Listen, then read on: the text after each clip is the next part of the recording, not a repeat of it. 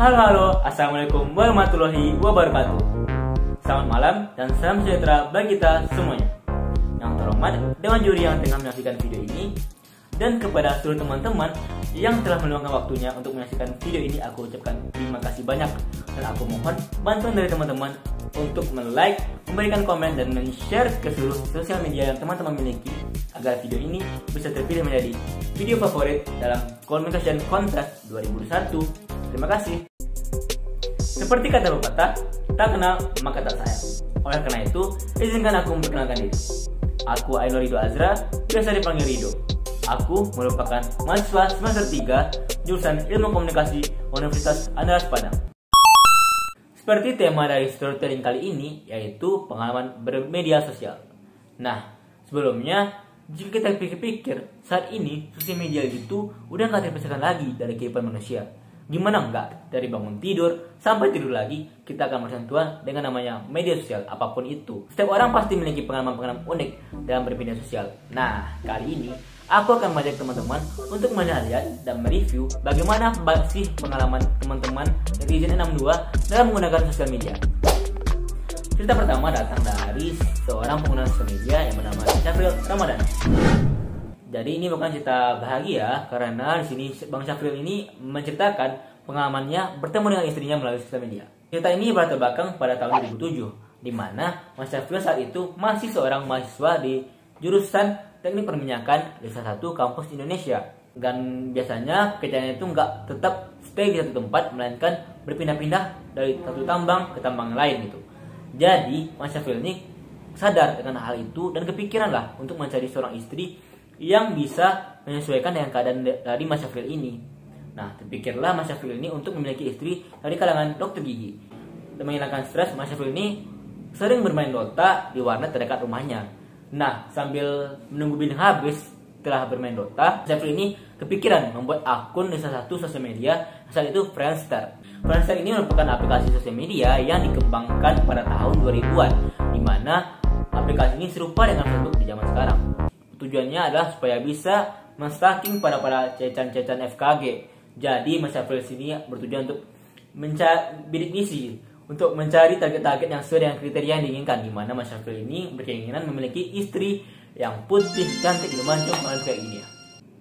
Jadi Mas Syafril ini mencari profil dari cecan-cecan FKG itu, dan akhirnya berhasil menemukan salah satu profil yang menurut dia sesuai dengan kriteria yang diinginkannya.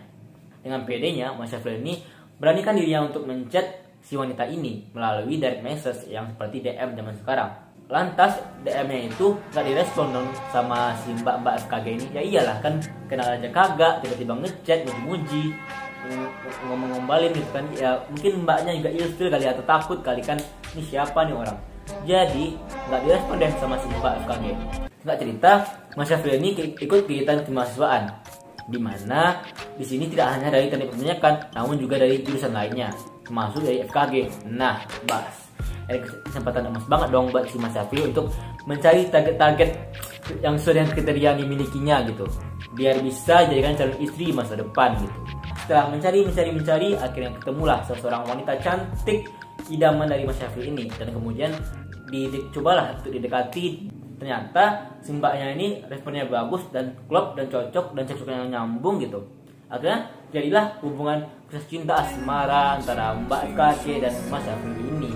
Maksudnya ternyata apa coba? Si mbak FKG ini merupakan mbak FKG yang sama yang pernah dicat Mas Syafril waktu menggunakan media sosial Friendster tadi. Nah, ini definisi jodoh itu nggak kemana ya guys.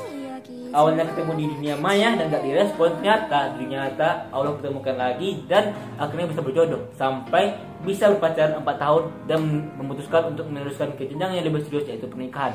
Dan saat ini kabarnya Mas Syafril telah menikah selama 7 tahun dan dikaruniai seorang anak. Kita masuk ke cerita yang kedua. Untuk cerita yang kedua ini kita bisa bilang hal yang kurang menyenangkan atau juga tragedi, karena ini terkait pembunuhan seorang wanita yang dilakukan oleh pasangan yang dikenalnya melalui media sosial. Cerita yang kedua ini lumayan sedikit ribet, tapi aku akan berusaha untuk merangkumnya agar mudah dimengerti oleh teman-teman semuanya. Kita mulai dengan pengenalan tokoh. Di sini ada dua tokoh utama. Yang pertama Mas Ari selaku pelaku, yang mana Mas Ari merupakan seorang manajer di salah satu hotel di Semarang.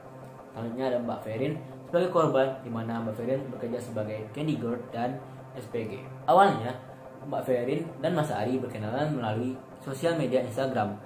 Awalnya mereka hanya chat melalui direct message, namun karena terasa saling cocok dan nyambung satu sama lain, mereka sepakat untuk meneruskan ke WhatsApp.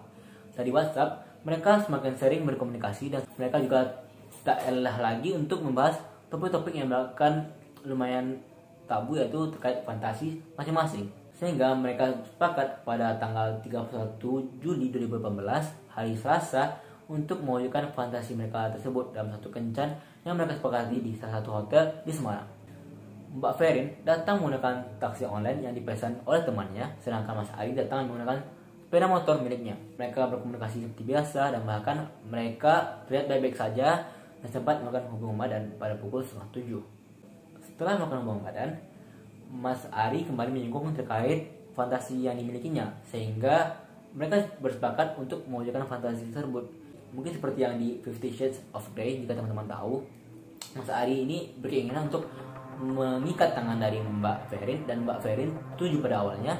Namun saat Mas Ari mengikat kaki dari Mbak Ferin ini memberontak dan teriak. Ini sontak membuat Mas Ari kaget dan panik, sehingga Mas Ari sempat melakukan kekerasan kepada Mbak Ferin supaya Mbak Ferin ini menurut apa keinginannya. Namun Mbak Ferin tak memberontak, sehingga Mas Ari memutuskan untuk membackup mulut dari Mbak Ferin supaya Mbak Ferin ini kehabisan nafas dan akhirnya tidak sadarkan diri. Setelah Mbak Ferin tak sadarkan diri, akhirnya Mas Ari melucuti seluruh perhiasan yang ada di tubuh Mbak Ferin, baik itu cincin, liontin, dan segala macam barang berharga lainnya, yang kemudian dibawa lari oleh Mas Ari menggunakan sepeda motor pada pukul 9 malam. Setelah itu Mas Ari kembali lagi ke hotel menggunakan mobil jazz yang disewanya seharga 300.000 kepada temannya. Mas Ari kemudian membalut tubuh Mbak Ferin yang masih tak sadarkan diri menggunakan spray yang ada di hotel dan membawanya turun dari lantai 2 menuju garasi yang ada di bawah. Lalu tubuh Mbak Ferin dibawa menggunakan mobil jazz dan ditaruh di bagasi menuju salah satu hutan yang ada di Semarang. Namun sebelumnya Mas Ari sempat mampir ke salah satu kedai di jalan untuk membeli 1 liter bensin. Pada Rabu 1 Agustus 2018 pukul 2 dini hari, Mas Ari sampai di hutan tersebut. Nah, Mas Ari segera menurunkan tubuh Mbak Ferin yang masih tak sadarkan diri dan menyiramnya bensin lalu membakarnya hidup-hidup pada saat itu juga. Mas Ari juga sempat menunggu tubuh tersebut sampai tubuh benar-benar hangus dan meninggal. Sampai akhirnya setelah benar-benar meninggal, Mas Ari meninggalkan tubuh tersebut di hutan tersebut, dan Mas Ari pergi untuk menjual perhiasan yang telah dilucutinya sebelumnya. Pada pukul 7, warga berhasil menemukan tubuh dari Mbak Ferin ini yang sudah hangus terbakar dan tidak dikenali lagi dan tidak ada identitas apapun yang melekat pada tubuh tersebut. Dengan bantuan Satreskrim Polres Blora, akhirnya mayat itu diidentifikasi dan ditemukan beberapa barang bukti berupa anting-anting, celana dalam yang diduga milik pelaku, dan seluruh hotel. Dari yang sama pula, pelaku diketahui telah menggadaikan perhiasan milik korban dengan harga 4 juta rupiah, dan pada hari tersebut pula dengan mudah polisi akhirnya bisa menemukan Mas Ari, dan Mas Ari segera dibawa ke kantor polisi untuk melakukan tindakan hukum. Aku jujur kurang nyaman membaca ini, tapi aku mohon semoga teman-teman bisa mengambil pelajaran dari hal ini gitu. Jadi begitulah cerita pengalaman para netizen 62 dalam bermain sosial media. Ada pengalaman baik, ada pengalaman kurang baik. Tapi aku mohon banget agar teman-teman di sini bisa mengambil pelajaran dan hikmah dari cerita yang telah aku sampaikan tadi. Semoga ada pelajaran yang berarti yang bisa kita terapkan di kehidupan kita sehari-hari. Amin. Akhir kata aku ucapkan terima kasih bagi teman-teman yang udah like, komen, dan share video ini. Dan aku mohon maaf jika ada kesalahan kata dari aku karena kesempurnaan hanya milik Allah. Dan bye-bye, semoga kita ketemu di lain waktu dan kesempatan. See you.